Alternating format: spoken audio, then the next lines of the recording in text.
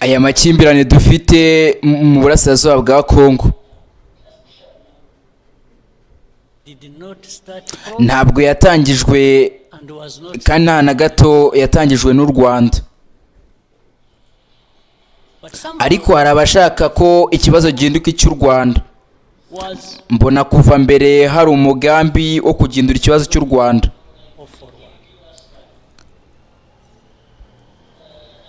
Kugira ngo bihuze n'inkuru yakomeje kuvugwa ko ibibazo byose byabaye muri akarere ari u Rwanda rwabiteye, bityo rukaba rugomba kubiryozwa.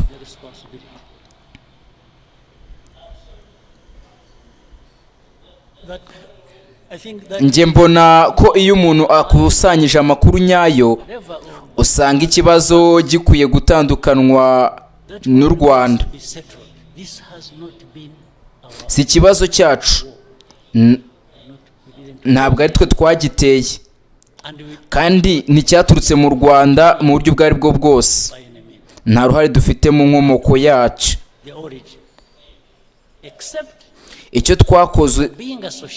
Icyo twakozweho gusa ni uko twahoraga duhuza n'inkuru zavuzwe kuva mu mwaka wa 2012. Mu gihe cy'imyaka 3 yose ikibazo kitigeze gikemurwa, cyagarutse maze gihindura ikibazo. Igihe kimwe mu nama yabereye Nairobi ihuje abakuru b'ibihugu mu ntangiriro z'iyi ntambara, nagize amahirwe yo kubaza perezida wa Kongo, namubajije ni gute iki kibazo cyabaye cy'u Rwanda, ni gute cyahindutse ikibazo cyacu. Ntabwo ari twe twagitangije kandi nicyaturutse mu Rwanda.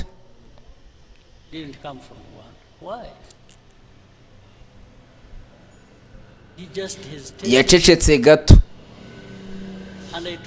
ndamubaza nti mbese uzi ko mu by'ukuri M23 yari imaze igihe igenzura igice kinini cya Kivu, ko yari yarashyizeho za bariyeri ku mihanda kandi ikusanya n'imisoro?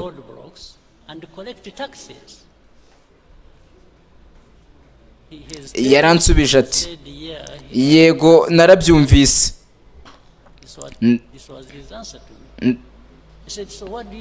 Ndamubwira niba ubizi kuki waberetse bakaguhuma, kuki mwanze gukorana natwe kugira ngo iki kibazo gikemurwe?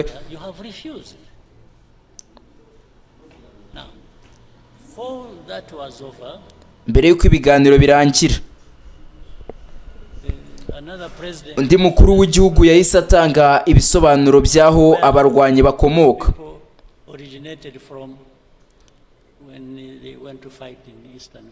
Avuga ko igihugu cyabo inkomoko yari mu gihugu cye.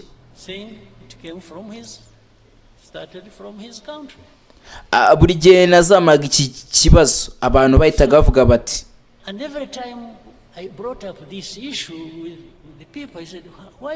kuki uhora uvuga ko ari ikibazo cy'u Rwanda?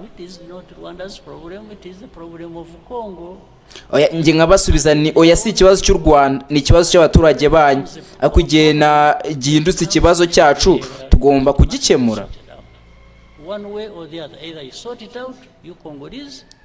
Hari uburyo bubiri bwo gukemura, cy'abanyekongo ubwabo bakakikemurira bafatanyije na MONUSCO n'ubutegetsi bwa Kongo, garika imitwe itwaje intwari ihora itera u Rwanda nka FDLR, cyangwa niba batabikora natwe tuzakikemurira ubwacu. Nuko rero u Rwanda rwisanze rwinjiye muri iki kibazo.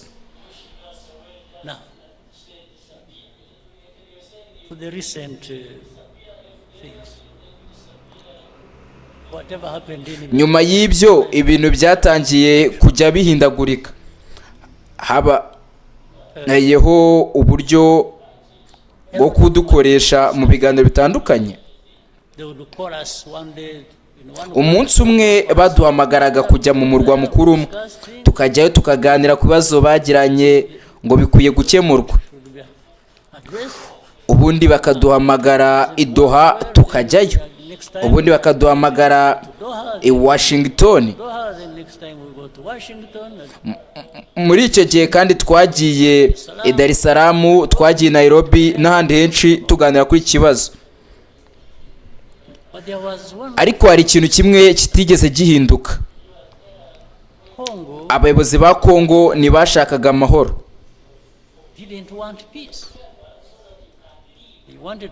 ahubwo bashakaga gukomeza gukorana n'imitwe yarwanyaga u Rwanda nka FDLR, nyuma y'igihe byaje no kugaragara ko bafatanyije n'ingabo z'ibindi bihugu.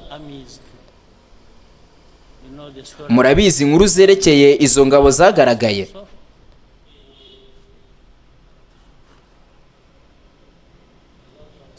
Natwe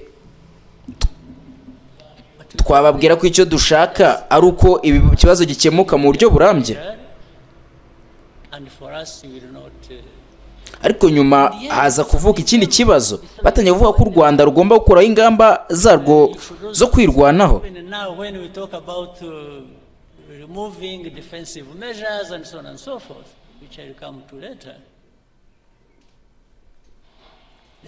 Twaragiye duti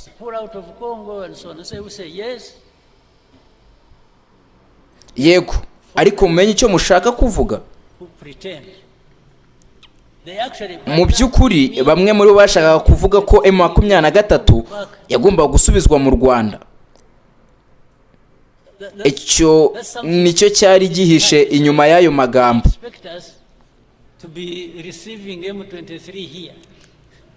Byari nkaho batekereza ko u Rwanda rugomba kwakira abarwanyi ba M23. Icyo nacyo cyatangiye kujyana n'indi mpaka ndende ivuga niba abo bantu ari abanyekongo cyangwa atari bo.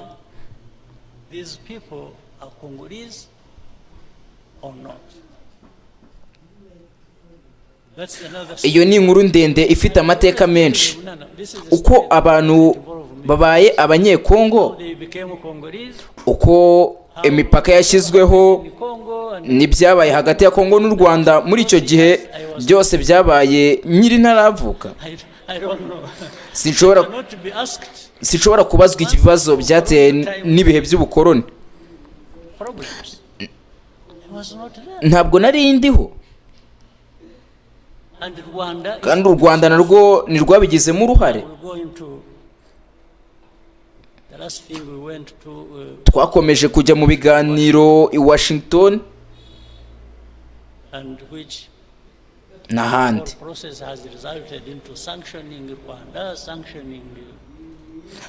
ariko ibyo byarangiye bitugejejeho ibihano ku Rwanda, ibihano n'ibindi. Byabaye nkaho buri gihe ibisubizo ari ibihano gusa. Hari ubwo twifuza kubabaza tuti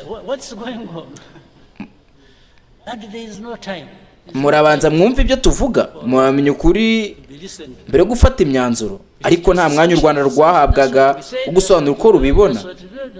Byahoraga ari ibihano.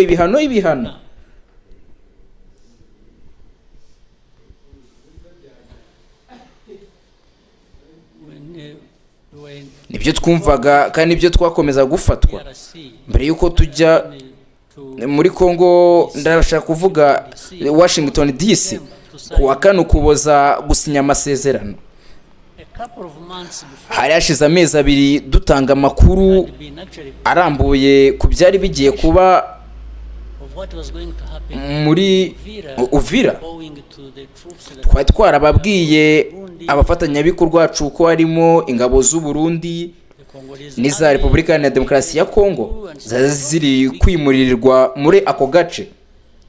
Kandi twasobanuriye imigambi y'ibyo zateguraga gukora. Twabahaye amakuru yose, barayazi, ntibashoboraga kubihakana. Ariko igihe Uvira yafatwaga, bamwe bahise bashatse kubigoreka.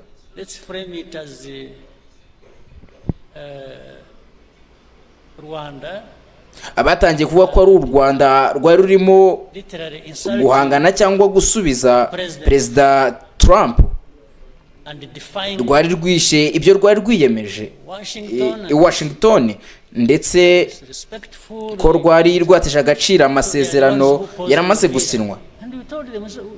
Ariko twarababwiye tuti ibyabereye Uvira twari twarabibaburiye amezi 2 imbere yuko dusinya amasezerano.